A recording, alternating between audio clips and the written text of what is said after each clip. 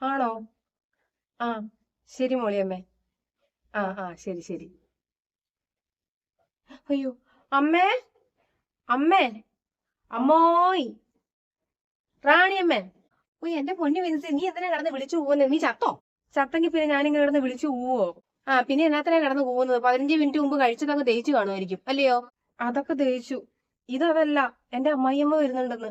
നീ അവരെ അങ്ങോട്ട് ചെന്നോ കാണുന്നില്ല. അവർക്ക് സ്നേഹം ഉള്ളതുകൊണ്ട് മരുമകളെ ഇങ്ങോട്ട് വന്ന് കാണാന്ന് വിചാരിച്ചു കാണും. പാവങ്ങൾ, എന്റെ ദൈവമേ. കെട്ടിയൻ ഗൾഫിലാന്നും പറഞ്ഞ് നീ ഇവിടെ തന്നെയല്ലേ നിൽക്കുന്നത്. എന്നാലും വല്ലപ്പോഴും ഒക്കെ ഭർത്താവിന്റെ അമ്മേനെയും ചാച്ചനെയും ഒക്കെ ഒന്ന് പോയി കാണണ്ടേടി കൊച്ചെ. അത് പിന്നെ റാണിയമ്മ, അവിടെ ചെന്ന് കഴിഞ്ഞാൽ പിന്നെ എനിക്ക് ചേട്ടായിയുടെ ഓർമ്മകൾ കൂടുതലാ. ഭയങ്കര വിഷമം വരും, വല്ലാണ്ട് മിസ്സും ചെയ്യും. ഇവിടെ ആകുമ്പം അത്ര വിഷമമില്ല. അതുകൊണ്ടല്ലേ ഞാൻ അങ്ങോട്ട് പോവാതെ ഇവിടെ നിൽക്കുന്നേ. എപ്പോ വരൂന്നാ പറഞ്ഞേ നിന്റെ അമ്മായിയമ്മ മോളിയമ്മ? കുറച്ച് കഴിയുമ്പോ വരൂന്നാ പറഞ്ഞേ.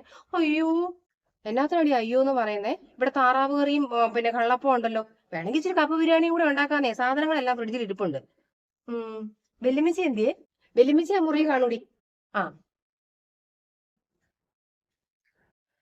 ഓ എന്റെ പൊന്നു കർത്താവേ, ഉപ്പൂറ്റി വേദന കേറി മുട്ടേലോട്ടെത്തി. ഇത് കേറി കേറി എന്നെ നിന്റെ അടുത്തോട്ട് വിളിക്കാൻ വല്ലതോ നിന്റെ പ്ലാനെങ്കിൽ മനസ്സിലിരിക്കത്തേ ഉള്ളൂ. എനിക്ക് എന്റെ ബെൻസിമോളുടെ കൊച്ചു ചെറുക്കനെ എടുത്തോണ്ട് നടക്കാനുള്ളതാ. ഓ, ചെറുക്കനാണോ എന്തോ. ഓ, അപ്പൊ ഉടനെ ഒന്നും കർത്താവിന്റെ അടുത്തോട്ട് പോയി ഏലെന്ന് ചുരുക്കം അല്ലേ വല്യമ്മച്ചി? എടി പെങ്കൊച്ചെ, നിന്നോട് ഞാൻ പല വട്ടം പറഞ്ഞിട്ടുണ്ട് എന്നെ കിടന്ന് വല്യമ്മച്ചി വല്യമ്മച്ചി എന്ന് വിളിക്കരുതെന്ന്. എന്റെ പേര് തങ്കം. നീ എന്നെ വേണേ തങ്കാമ്മേന്ന് വിളിച്ചോ. എന്നെ കണ്ടാ നിന്റെ വല്യമ്മച്ചി ആകാനുള്ള പ്രായം തോന്നുവോ? ഏ എടി, ഒന്നുമില്ലെങ്കിലും ഞാനൊരു തന്തൂരി വല്യമ്മച്ചി അല്ലേ? എന്നതാ തന്തൂരിയോ? ആടി കൊച്ചെ, ഈ പ്രായം കണ്ടാ പ്രായം തോന്നാത്തവരെ പറയുമല്ലോ നിങ്ങള്. സന്തൂർ വല്യമ്മച്ചി. ഉവ്വ ഉവ്വ. അത് തന്നെ, ഞാൻ അങ്ങനെയല്ലോടി. അത് പിന്നെ 13-ാമത്തെ വയസ്സിൽ വല്യപ്പച്ചൻ കല്യാണം കഴിച്ചു കൊണ്ടുവന്നില്ലേ. ആ അതുകൊണ്ട് പിന്നെ ഇത്രയും വലിയൊരു കൊച്ചുമോളുണ്ടായി.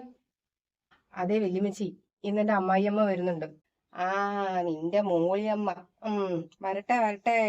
അതെന്താ ഒരു ഭീഷണി? ഭീഷണിയോ? മോളിയമ്മ വന്നു കഴിയുമ്പോ വല്യമ്മച്ചി എന്റെ കൊച്ചിനെ മുതലുള്ള മണ്ടത്തരങ്ങളൊന്നും വിളിച്ചു പോകരുത് കേട്ടോ പറഞ്ഞത്. ആയിക്കോട്ടെ ആയിക്കോട്ടെ.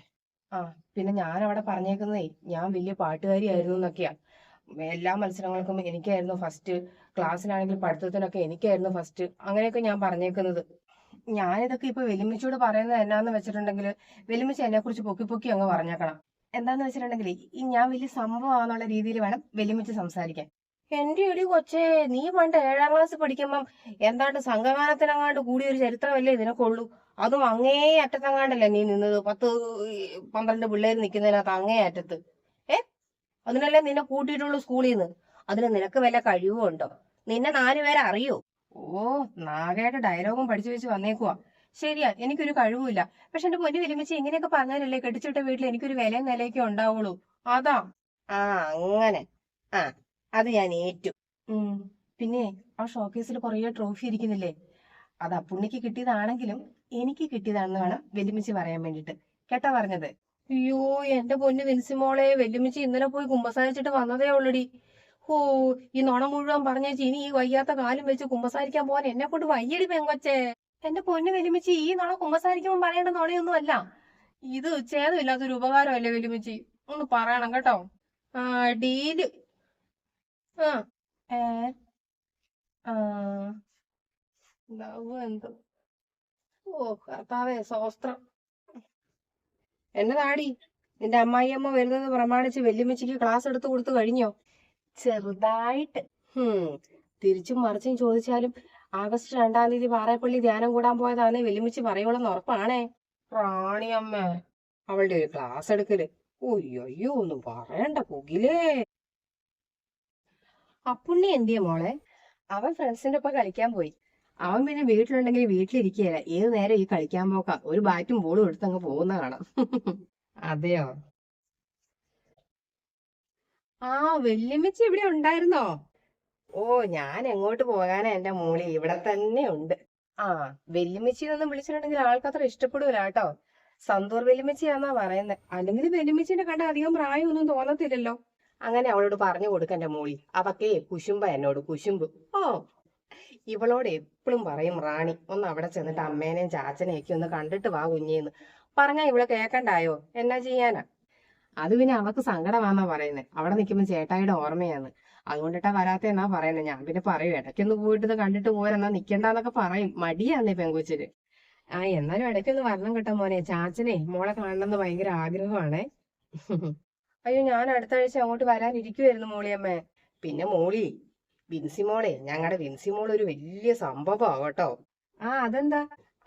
സ്കൂളിലും കോളേജിലും ഒക്കെ പഠിക്കുമ്പം ഭയങ്കര പാട്ടുകാരിയായിരുന്നു. അവളുടെ പാട്ട് കേട്ടിട്ട് ടീച്ചർമാർക്കൊക്കെ അങ്ങ് ഇഷ്ടപ്പെട്ടിട്ട് സംഘഗാനം വരെ ഞങ്ങളുടെ കൊച്ചിനെ കൊണ്ട് ഒറ്റയ്ക്ക് അങ്ങ് പാടിക്കുമായിരുന്നു. അയ്യോ, അല്ലേ മോളെ?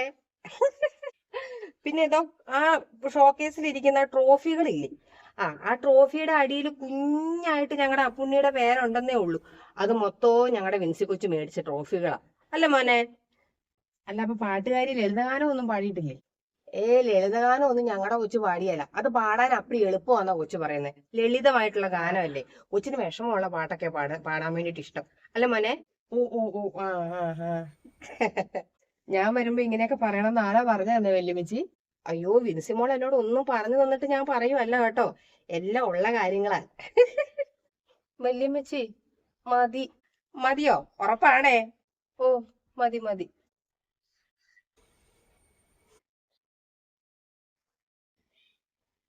ഇത് കണ്ടോ അമ്മേ?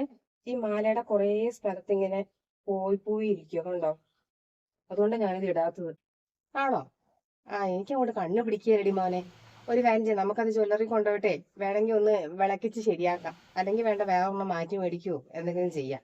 എനിക്ക് അങ്ങോട്ട് വരാവോ? വാ ചേച്ചി. അമ്മായിയമ്മയ്ക്കും മരുമോക്കുവേ കുറെ നാളത്തെ വിശേഷങ്ങളൊക്കെ പറയാനുണ്ടായില്ലേ, അതാ ഞാൻ ചോദിച്ചേ. ഇതാണോ കൊച്ചു പറയാറുള്ള പുഷ്പലത ചേച്ചി? അതെ, ഞങ്ങൾ രണ്ടുപേരും ഭയങ്കര കമ്പനിയാ. അല്ലേ ചേച്ചി? എന്റെ പൊന്നി ചേച്ചി, ഇവളുടെ കാര്യം പറഞ്ഞാൽ ചെറുപ്പം മുതലേ ഭയങ്കര കോമഡിയാ കേട്ടോ. ആണോ? അങ്ങനെയൊന്നും ഇല്ലമ്മേ.